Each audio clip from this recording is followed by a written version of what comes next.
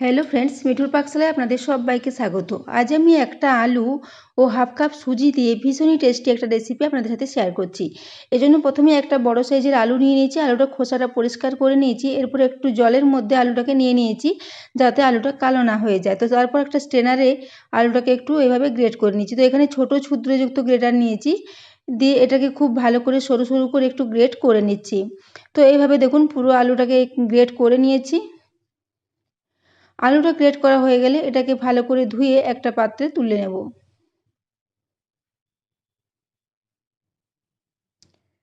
তো এভাবে আলুটাকে খুব ভালো করে একটু জল দিয়ে ধুয়ে নিচ্ছি। তো দেখুন আলুটাকে খুব ভালো করে একটু জল থেকে এভাবে নিংড়ে তুলে নেব যাতে আলুর মধ্যে কোনো জল না থেকে যায়। তো এই জন্য খুব ভালো করে এটাকে নিংড়ে একটা বাটিতে তুলে নিচ্ছি। তো বন্ধুরা, আজকের রেসিপিটা মাত্র 10 মিনিটে রেডি হয়ে যাবে। খুবই চটজলদি এটা রেডি হয়ে যায়। খুব বেশি উপকরণও লাগে না, মাত্র কয়েকটা উপকরণ দিয়ে খুবই চটজলদি এটা রেডি হয়ে যায় এবং ভীষণই খাস্তা ও ভীষণই মুখরোচকভাবে এটা রেডি হবে। তো দেখুন এইভাবে আমি পুরো আলুটাকে একটা বাটিতে তুলে নিচ্ছি।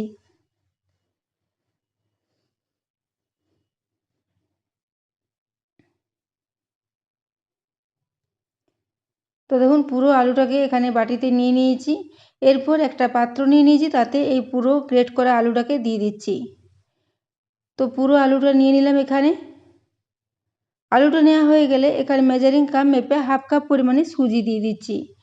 এই আলুর সাথে সুজি দিলে এটা ভীষণই খাস্তা হবে এবং দারুণ টেস্ট হবে। আলু যে কোনো রেসিপিতে টেস্টটা ভীষণই ভালো হয়। তো দেখুন এরপর এখানে হাফ টিস্পুন পরিমাণে গ্রেট করা আদা দিয়ে দিয়েছি। ওই সাথে দুটো কাঁচা লঙ্কা ছোটো টুকরো করে কেটে নিয়েছিলাম, সেটাও দিয়ে দিয়েছি। ওই সাথে স্বাদ মতো লবণ দিয়েছি। ওই সাথে এখানে দিয়ে দিচ্ছি 1 চা চামচ পরিমাণে জিরে গুঁড়ো। এরপর এখানে টেস্টের জন্য দিয়ে দিচ্ছি 1 চা চামচ ভর্তি করে এখানে কালো জিরে।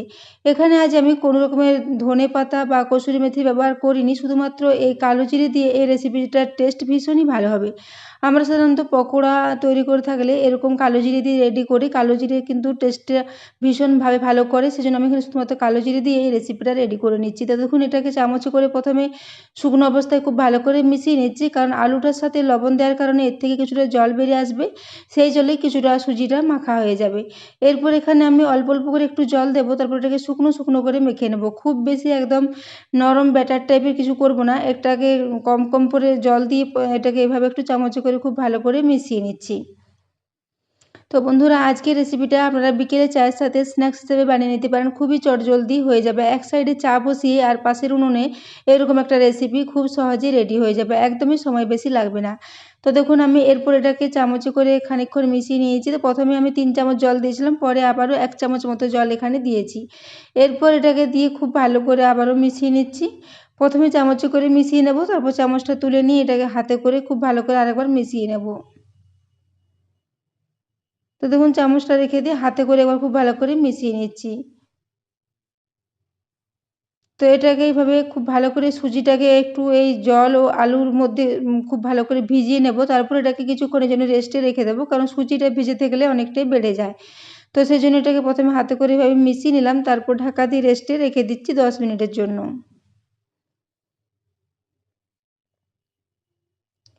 তো এটা এখন 10 মিনিট পর আমি ঢাকাটা খুলে নিচ্ছি। তো সুজিটা এখন আলুর সাথে খুব ভালো মতো সেট হয়ে গেছে, খুব ভালো মতো মিক্স হয়ে গেছে এবং রেস্টে রাখার কারণে আলুটাও অনেকটাই নরম হয়ে যাবে, যেহেতু এর সাথে লবণ দেওয়া আছে। তাই রেসিপিটা তৈরি করতে ভীষণই সুবিধা হবে এবং এর টেস্টটা ভীষণই ভালো হবে। তো বন্ধুরা, আজকের এই রেসিপিটা যদি ভালো লেগে থাকে তাহলে অবশ্যই একটু বন্ধুদের সাথে শেয়ার করে দেবেন এবং রেসিপি ভালো লাগলে একটা লাইক করতে ভুলবেন না। তো দেখুন এটাকে এইভাবে চটজলদি খুব হাতে করে একটা বেশ ভালো করে মেখে নিয়েছি। তো দেখতেই পাচ্ছেন একটা নরম ডো মতো রেডি হয়েছে। তো এইভাবে এটাকে হাতে করে এর থেকে কিছুটা পরিমাণে অংশ নেব আর হাতে করে এইভাবে একটু রেডি করে এরকম পাতলা পাতলা চ্যাপ্টা চ্যাপ্টা করে টিকিয়ার আকারে এগুলোকে এইভাবে দিয়ে একটু ফ্রাই করে নেব। দেখলেন তো বন্ধুরা, খুব কম উপকরণ দিয়ে আজকে রেসিপিটা রেডি করেছি। খুব কম উপকরণে ভীষণই খাস্তা ও মুচমুচে একটা রেসিপি রেডি হয়ে যাবে। তো এরপর আমি গ্যাসে প্রায় হাফ কাপ পরিমাণে তেল গরম হওয়ার জন্য রেখে দিয়েছিলাম। তেলটা এখন খুব ভালো মতো গরম হয়ে গেছে। এরপর ওইভাবে কিছুটা করে মিশ্রণ নিচ্ছি আর তেলের মধ্যে দিয়ে একটু এইভাবে এগুলোকে একটু গোল গোল করে ছড়িয়ে নিচ্ছি। এগুলো খুব বেশি মোটা হবে না, একটু পাতলা পাতলা করলে এগুলো ফ্রাই হতে সুবিধা হবে এবং খুব চটজলদি এগুলো ফ্রাই হয়ে যাবে। তো এইভাবে দেখুন আমি ফ্রাই প্যানের মধ্যে একেবারে যতগুলো দেওয়া যাবে ততগুলো দিয়ে একটু উল্টে পাল্টে এগুলোকে ফ্রাই করে নেব। আলু দেওয়ার জন্য এগুলো ভীষণই খাস্তা ও মুচমুচে মতো রেডি হয়েছিল। তো এরপর দেখুন আমি খুব ভালো করে এগুলোকে এইভাবে ছড়িয়ে দিচ্ছি। তো বন্ধুরা এগুলোকে চাইলে আপনারা বাচ্চাদের স্কুলের টিফিনও বানিয়ে দিতে পারেন, খুবই চটজলদি এটা রেডি হয়ে যায়। তো দেখুন এরপর আমি এগুলোকে এভাবে 4টে কি 5টা করে দিয়ে দিয়েছি। তো প্রথম ব্যাচে 5টা করে নিচ্ছি, দ্বিতীয় ব্যাচে আবারও 3টে মতো দিয়ে এগুলোকে ফ্রাই করে নিচ্ছি।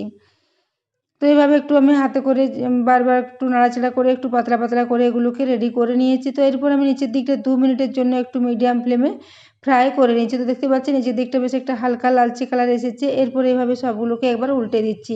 নিচের দিকটা মাত্র 2 মিনিটের জন্য একটু ভেজে নিয়েছি। তো এইভাবে প্রায় 5 থেকে 6 মিনিট ধরে সময় নিয়ে এগুলোকে একটু উল্টে পাল্টে লালচে করে ভেজে নেব, তাহলে এগুলো ভীষণই খাস্তা মতো রেডি হয়ে যাবে। তো বন্ধুরা আজকের রেসিপিটা বাড়িতে থাকা কয়েকটা উপকরণ দিয়ে রেডি হয়ে যাবে। এগুলো অনেকটাই সিঙ্গাড়া পকোড়ার মতোই টেস্ট আসবে, খুবই অল্প উপকরণে কিন্তু এগুলো বাড়িতে খুব সহজে একটা পকোড়ার মতো রেসিপি রেডি হয়ে যাবে। বিকেলে চায়ের সাথে এরকম একটা রেসিপি থাকলে আর কিছুই লাগবে না। এগুলো ভীষণই খাস্তা মতো রেডি হয়েছিল। গরম গরম চায়ের সাথে এরকম গরম গরম ধরনের একটা রেসিপি থাকলে এটা ভীষণই ভালো হবে। তো দেখুন এরপর আমি এগুলোকে একটু উল্টে পাল্টে লালচে করে ভেজে নিয়েছি। এরপর এগুলোকে তুলে নেব একটা প্লেটের উপরে। আপনারা চাইলে এগুলোকে যে কোনো ধরনের চাটনির সাথেও সার্ভ করতে পারেন, সেটাও খেতে ভীষণই ভালো লাগবে। তো দেখুন এরপর এগুলোকে আমি একটা প্লেটে তুলে নিচ্ছি। তারপর দ্বিতীয় ব্যাচে আবারও কয়টা একইভাবে একটু ভেজে নেব। তো দেখতেই পাচ্ছেন এর কালারটা খুবই সুন্দর এসেছে এবং কালো জিরেগুলো দেওয়ার জন্য দেখতেও ভালো লাগছে এবং এটা খেতেও খুবই টেস্টি মতো রেডি হয়েছিল। তো এরপর আমি দ্বিতীয় ব্যাচে আবারও কিছুটা অংশ রয়ে গেছে, সেটা দিয়ে এইভাবে একটু দিয়ে দিচ্ছি। তো দ্বিতীয় ব্যাচে আমি আবারও 3টে মতো টিকিয়া এখানে দিয়ে দিচ্ছি। তো বন্ধুরা আজকের এই রেসিপিটাকে আপনারা সুজি ও আলুর টিকিয়াও বলতে পারেন, ভীষণই খাস্তা মতো রেডি হয়েছিল। আজকের রেসিপিটা আপনাদের যদি ভালো লেগে থাকে তাহলে অবশ্যই কমেন্টে জানাবেন এবং রেসিপি ভালো লাগলে চ্যানেলটি সাবস্ক্রাইব করে আমার পাশে থাকবেন। তো দেখুন এরপর আমি এইভাবে আবারও 3টে দিয়ে দিয়েছি। তারপর এগুলোকে একটু উল্টে পাল্টে একইভাবে ফ্রাই করে নিয়েছি। তারপর একটা প্লেটে এগুলোকে সাজিয়ে নিচ্ছি। তো এর আওয়াজটা দেখুন, এর আওয়াজটা দেখে আপনারা বুঝতে পারবেন এগুলো কতটা খাস্তা মতো রেডি হয়েছে। ভীষণই খাস্তা, ভীষণই মুচমুচে একটা রেসিপি। তো দেখুন এর আওয়াজটা দেখেই বুঝতে পারছেন যে এগুলো কতটা খাস্তা মতো রেডি হয়েছে। খুব সহজে খুবই চটজলদি এই রেসিপিটা রেডি হয়ে যায়।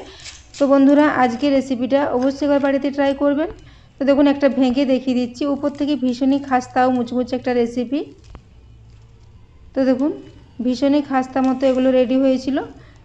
তো বন্ধুরা আজকের রেসিপিটা এতক্ষণ পর্যন্ত দেখার জন্য আপনাদের অশেষ ধন্যবাদ।